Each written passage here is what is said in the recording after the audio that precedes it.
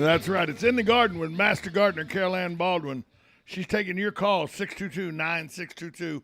If you have any questions you want to ask Carol Ann, give us a call, 352-622-9622. Before we went to break, I said there's some insect issues that I'm seeing around my neighborhood. I hadn't seen it in my yard so much yet. Right. So on my driveway, Okay. but not in my yard yet. But I saw it in a retention pond, which is right behind my yard. Okay. And I've seen it in neighbors' yards. Okay.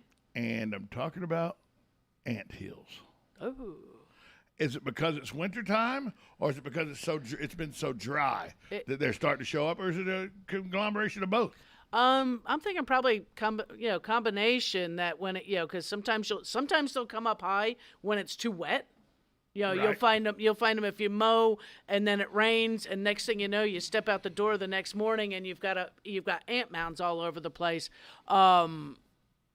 It could be that they're warming. And they're in they're in a bunch of driveways in my neighborhood. Okay. And I guess because driveways stay warm, the sun hits the driveway. Right. Warm. You see, so you're seeing in the cracks of the driveway the little mounds. Yeah. And there are different varieties of ants, that'll do that. But yeah, I would probably say that it's, even though it's been warm, that they're coming up, and then we've had the dew, so it could be also the moisture that they're gathering. Now, can you treat for insects like that year round? You can. Yeah, you can. And it probably, it's if it's fire ants and things like that, it is, you go out and take care of the mound. If you've had a bad issue or you're near, say, retention areas and stuff that are not maintained for ants, you might consider a whole yard treatment. That's what we do. do. Something like we that. We put it in the spreader and just do it, Yeah, a couple times a year. Usually it's sufficient.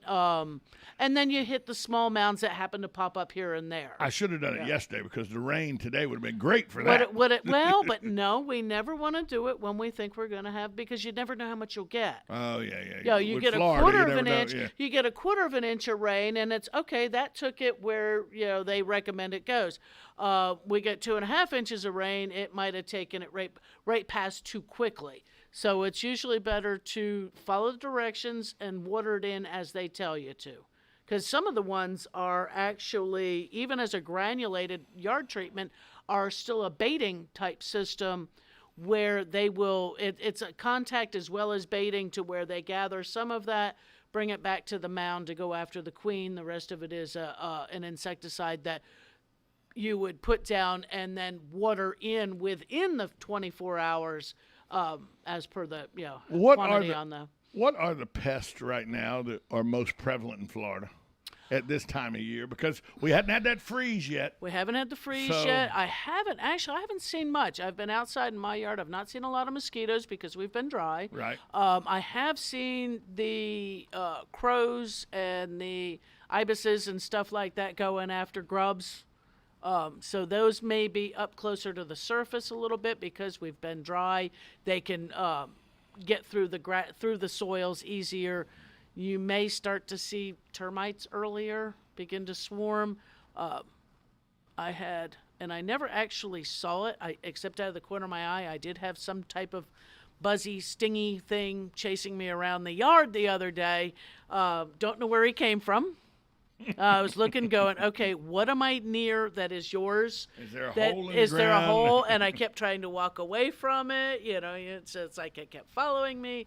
Finally left me alone. So let me be. I saw a story yesterday that a man and woman were renovating their house. Oh yes, the bees Did in you see the bathroom. Yes, in the walls. Yes, and they got quite a bit of honey. They got quite a bit of honey. The beekeeper said it looked like, from his experience, that hive, with the amount of honey that was in that hive, with the amount of bees that were in that hive, 7 to 8 years those bees had been there. And that they did not in the wall. It. Yeah, but I guess if you're only in the bathroom a few minutes at a time, you'd have thought you'd have heard something, or it was a big hive too. That was big hive. But yeah, if you'd have thought that if they had pets, the pets would have alerted to something, because they'd have heard the buzzing. The renovation, they tore the bathroom wall out and got inundated. Bees came after them. Oh yeah. And that's in the house. Yeah, that's kind of, shut the door. Shut the door. But it's amazing to me that bees will do that. Yeah, inside a home, inside well, they the found wall. an opening, and nothing disturbed them after. They found a location that was dry. Well, you think of the hives when they are domesticated, raised for the honey. They live in boxes, Right. Protected from weather with places that They live on panels. on panels. And so you think about the 2x4s in a wall. It's like the It's box. the same kind of thing. So they found an opening and came in. Now, I also saw another one, and I don't know if we have any beekeepers or hobbyists listening that can explain this to me. I saw a video online that they had a cardboard box and had cut a hole in it. And they were pouring the bees in it. No, they just set the box down and the bees went into it. Oh.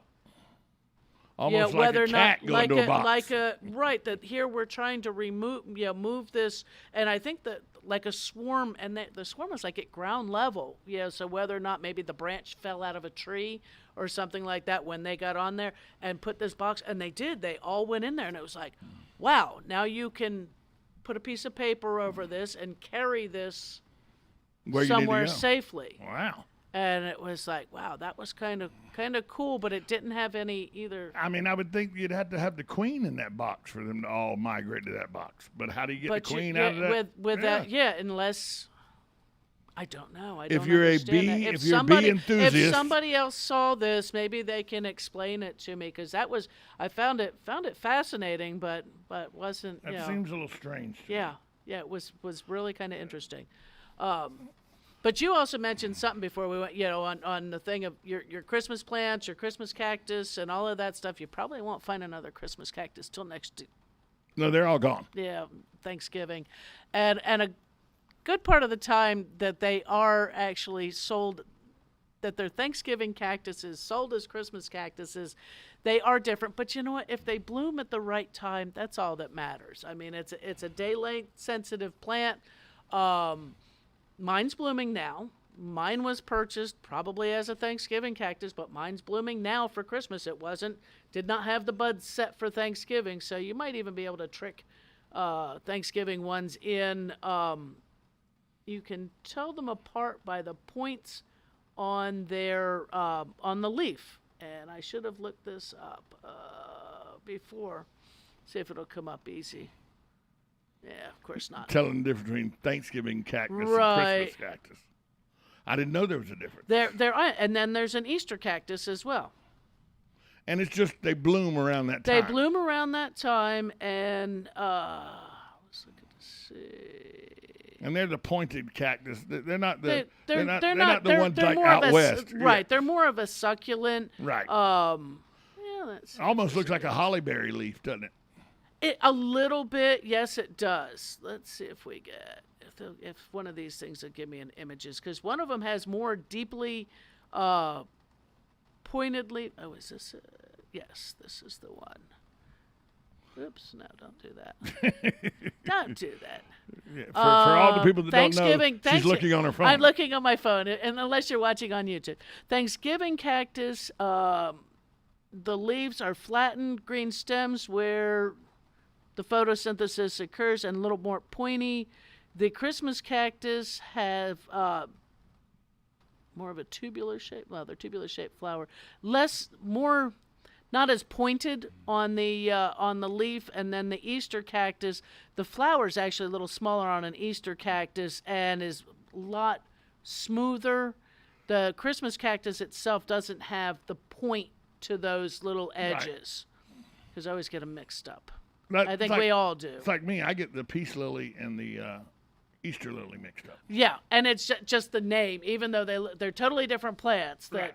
But the peace lily and it's just one of those things. And the peace lily is what they give at funerals. Right. My mom is a peace lily. Yeah. But I always mistook it for years as being an Easter lily. Oh, okay. Yeah, no, Easter lilies are bloomers that, bloom not always when Easter falls. Oops. Don't do that. I don't want you. Oh, Siri? No, Bixby came on. Oh, Bixby. I don't know how I held you have an Android like I do. Yes, I do. Yeah. I'm an Android. Yeah.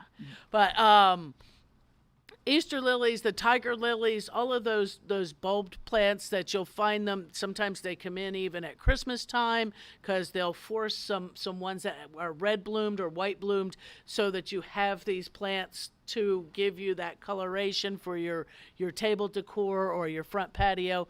They will rebloom again. It probably won't be for another year once you put them in the ground, but they're going to bloom when they're supposed to. Right. They're not going to bloom again at Christmas How or often- directly at Easter. How often is my peace lily supposed to bloom? Because I think it blooms 3 or 4 times a year. Yeah, they will. I mean, Okay. they will. Yes, they will. They can almost like when they finish blooming, you let them have a little bit of a rest, trim off anything, do some care, little bit of fertilization, and they may even they'll probably trigger up another cycle that'll just happen. It might be 6 weeks or so after. So it and then that bloom cycle lasts for probably 6 weeks also. You bring up a very good point, though, and I learned this through just trial and error. I didn't look it up to see what was the best way to do it. But as the blooms would die and everything, or as leaves would die and everything, they turn brown and they're very brittle, and you can pull them out of the dirt very easy. Right. And I noticed anytime I go and clean up, and I clean it up about 3-4 times a year. Right. And I'll go pulling it. It takes 10 minutes, 15 minutes. A few minutes just to do. Within a couple weeks, you got peace lilies coming up that are going to bloom. And nice new growth and all of And that. it's all because I got stuff out of the way. You took out the old, and sometimes that just it jiggles it. Whether or not that's one of those kind of things. Moves the dirt, lets some oxygen in. Little oxygen in. Maybe you threw a little watering can full of Miracle-Gro or something in her. Those kind of things. And it's small. Sometimes it is those small things we don't pay that much attention to. That actually do the triggering. Had someone come into the store the other day and they were looking for the tomato bloom set spray, and I looked at them. I said, they're not setting fruit because it's too cold out. At night it's nighttime temperatures that allow that to set. I said, but then they said, well, they keep them in on a glassed-in patio. I said, well, then just wiggle the plant. Because they are self-pollinating, spray I don't know, some kind of hormone spray or whatever. They're going to set fruit when they're supposed to. Right.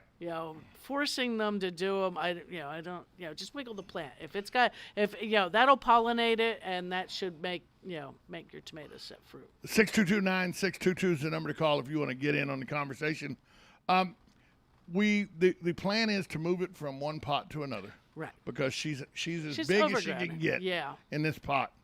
That's something we need to do around April. Is that correct? I would probably wait until at least the end of March, first part of April, just because she does live outside. Right. We're going to bring her once it gets cold. We'll bring her into the lanai where she can get some sun and everything. Right, and get some And then we'll have to just put a blanket over, but the roof will be over so that it'll be right. It'll be a little more protected on some of the cooler nights. Right, and so we're going to do that. But then once she goes back outside full time, then we can change pots. Then change pots. Right, and that's that's usually. Now, do I use the same? That's the question. When I take her from one pot to the other. Do I put new? I know I put new dirt in the. You're going to need the bigger extra, pot. right? You're going to need. But do I take all the dirt and root ball out, or just her with the root ball and put it in the new dirt? You know what? I would probably shake her out a little bit, get some so that you can get some more fresh soil, because that new soil is going to have fertilizer in it. So just loosen up her roots a little bit, because she's probably root bound in there. She is. And in order for her to do her best, you're going to want to work some of those roots out, and then, so you will need more soil than what you, than just filling around. Right. Well, she's in a pot now that's probably about a 14 or 16 inch. Okay. 16. Okay. 16, and we want to put her in a 30. Okay, so she's going to go in a big pot. We're going to put her in a big pot. Big pot, yeah. But that'll give her a chance to really grow. Oh, yeah. I mean, is that okay to put her in a pot that size, or should we go from 16 to 20? I would have probably been going to 20, maybe a 22 if you really wanted to. But not a 30. 30's pretty big. She'll look lost. It's a big old pot. Yeah, she'd be lost in that one. It's a big old pot. Yeah. but she would eventually grow into it. Yeah, she would, but I think you would find that she'll thrive better in the smaller pot to begin with, because they do seem to be a little bit pot bound. They do she's very healthy right now. She's very healthy, very happy, and in that smaller. She's wearing a shoe that's way too small. Right. Yeah, pinching her pinky toe. She seems to like that. Yeah, they do, and certain plants do prefer to be a little bit more on the pot bound side. But yeah, I would step her if she's been in that 16, 18. 6 years. Yeah, it's ready to step up, and usually she's been in there almost 6 years in that pot. Is it 16 or 18? It's a 16. 16 to go. She came out of a 10. Wow. So yeah, I'd go to a 20-inch. Yeah. So I went up 6 inches last time. Yeah. So I was okay. Yeah, go up to a 20 and she'll be good. She'll be good for several years. Again. 22 okay, or is 20? 22. She may not bloom as well initially. Okay. Yeah, if you do. So go up 20. Yeah, go to the 20. Hold on to that big pot for another couple of years. Are pots, or are they better? Is a clay pot better than a plastic pot, or is a ceramic pot? It depends on the plant and where it's going to sit. Because she's in like a resin pot now. Okay, so just the plastic resin, the resin pot. That's fine. That's fine. I mean, so long as there's drainage. There is. She's actually got 3 big holes in the bottom of the pot. Okay, and it sits in a saucer. Okay. It's got a pot saucer that sits under it. So I actually have to go out every now and then and make sure there's no water in there, because I don't want mosquitoes being bred. Right. And even though the peace lily will grow in water, they don't, when they're in soil, they don't want that. She doesn't like to be drowned. Because it actually steals the oxygen out of the soil. I find she's in a 16-inch pot. Yeah. And I find that if you go out there when she gets droopy, when she's a little dry. Right. If you go and, you can go out there with a water hose and soak her. But I find if you take a 32-ounce cup of water and just pour that 32-ounce cup of water in there. Yeah. But you do that 3 days in a row. Right. Let it soak up. Let it be absorbed. Right. That sometimes you have to do It's 3/4 of a gallon. More, I put 3/4 of a gallon, right. But I do it over the 3-day period. Right. She seems to perk up a lot better that way than if I put 3/4 of a gallon in on her at one time. Or to put 2 or 3 gallons in at one time. Because it can't take it all up, and you're putting it in over a period of 3 days. You're allowing oxygen to come back into the soil and allowing that plant to take up a little bit. Take that up. Okay, we're going to take up some more. It's like if you're hungry and you eat a 6-course meal, you are stuffed. If you sit down and eat that 6-course meal, you are stuffed, can't move. But if you eat that same 6 courses over a period of hours, you can consume it all. You can consume it all versus being roly-poly. And I've consumed it all. 622-9622 is the number to call. Is there anything specific with the weather change and all that's coming in that people need to do because you're running out of time to do it? Not really. I mean, today with the rain, if I had houseplants that were inside, I probably would have shoved them all outside to get a little of this rainwater versus the tap water that you're feeding them. And then, if they're gonna, if you need to bring them back in, I think I have 3 plants that are kind of. We're going to see whether or not they want to live through the winter just in the house and then go back out. I have friends of mine that say that. I know a friend of mine in Georgia does this all the time. She's a big gardener. And she has a 55-gallon keg that she sits out and does in the a yard, rain barrel. And it gets rain. But then I always never understood, because in Florida, if you do that, the mosquito chances. You have netting. You have netting over it. Yeah, you use. So the larvae can't. So the mosquitoes can't lay eggs and everything. Right. And you can always put the little drop of dish soap. In there, or the mosquito bits, the dunks, the bacillus. You can take the Dawn dish soap. A little drop of Dawn dish soap. And anytime, actually, if you have buckets that are standing in the yard, and say it's summertime, we're getting all the rain, you get the mosquito larvae. Before you tilt that bucket, put a drop or 2 of vegetable oil, dish soap, something that's going to break that surface tension. Let it sit for a little bit, then dump it, because otherwise, when you dump it. Mosquitoes have this really weird thing that they will be a larvae until suddenly they're forced to, and you will find out how many of those fly away. Because they're forced to become mosquitoes. And they do it instantaneously. If you take and turn the bucket, you'll look at that bucket and you'll see all kinds of stuff. And you turn it and watch how many of them fly off. It's, put a little drop of dish soap. They can't come to the surface and breathe. They drown, then dump it. When you say a little drop, you mean 1 or 2 drops. Right. Yeah, just drip, drip. Not a squirt. Right. Yeah, just a couple drops. That's all it takes to break the surface tension. And that'll work in a 5-gallon bucket, 55-gallon drum. Hey, if you have ever seen the commercials on the TV for the greasy pan, you drop it you and put a everything. drop in everything, and that's Right. all it took was that drop or two that they Right. put in.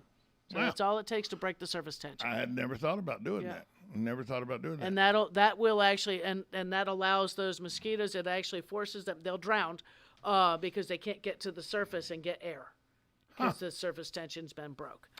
Maybe if we could do that with some humans, I know that'd be perfect. Break the surface tension. Joe Biden, do you want to go swimming in a rain barrel? I'm going to hell. I'm going to hell. Let's go, Brandon. That's pretty good. I like that. Somebody sent me a meme the other day, and it's Jill Biden. She goes, "Folks, stop. The man thinks his name's Brandon now."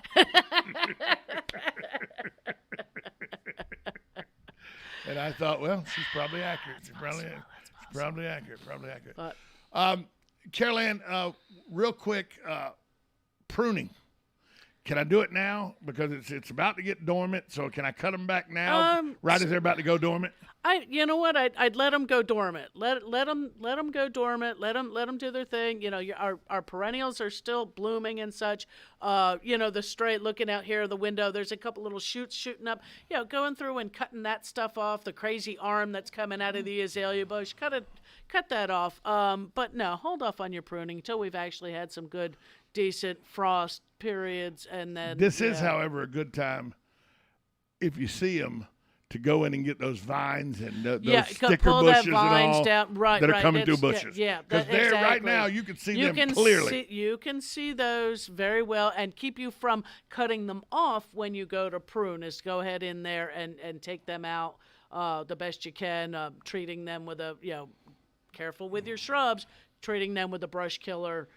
It's hard to get them low down in the ground. Yeah, it's really difficult. It is. Really difficult. But if you can get them out and you can get that vine pulled back to where you've got a few feet of it, and just pull those out to where you can then put some plastic down and treat that vine with a brush killer, not just your regular weed and grass, but a brush killer. The brush killer will get down into that root system and kill that vine off. By the way, that 20 by 6 foot, 25 by 6 foot garden area that she's created, probably got 15 compost holes in it. Nice. Yeah, nice. by next spring. By next spring, and I mean it's got some good stuff in there too. Yeah. You got kitchen eggs. All and the stuff from the juicing and skins of potatoes and skins of cucumbers and everything. All the good stuff. All the good stuff. Carrot shavings, all kind of stuff. Yeah. Oh, and if anybody, everybody knows, or I don't know if everybody knows, I've always loved jungle growth garden soils. Right. At the company I work for, they've got 2 new items of their products back in. It used to be an exclusive to that store, and it's like now I'm doing a little happy dance and I can buy the soil I like. Speaking of happy dances, if people want to meet you or find out more how they can join you, where can they go find you? They can go to the In the Garden Facebook group page, ask to be a member, and I'll let you on in, or find me tomorrow, then the rest of this week till Christmas Eve down there at Lowe's and Lady Lake. Merry Christmas to you. Merry Christmas to everyone out there, too. We'll talk to you next Tuesday. Yep. We'll be right back after this timeout on WOCA, The Source. Broadcasting from the Ocala International Airport, this is WOCA AM, W242CA FM, Ocala, 1370 AM, 96.3 FM, The Source. USA Radio News with Lance Pry. California officials filed a lawsuit against Walmart Monday, alleging the retail giant illegally dumped hazardous waste in state landfills. The suit alleges Walmart unlawfully disposed of roughly 160,000 pounds a year of pesticides, batteries, and various other toxic corrosive wastes. Walmart said it will fight the lawsuit, which they call unjustified. As Democrats continue to admonish Senator Joe Manchin and his decision not to back the massive social spending bill, a.k.a. Build Back Better, it should be noted Joe Manchin plus 50 other sitting Republican senators said this bill is bad for America. Senator Manchin on Metro News Monday describes the Biden White House and the tactics they used to sway his vote. Surely to God we can move one person. Surely we can badger and beat one person up. Surely we can get enough protesters to make that person uncomfortable enough. They'll just say, okay, I'll vote for anything, just quit. USA Radio News. You're in charge of hiring, and Indeed has solutions.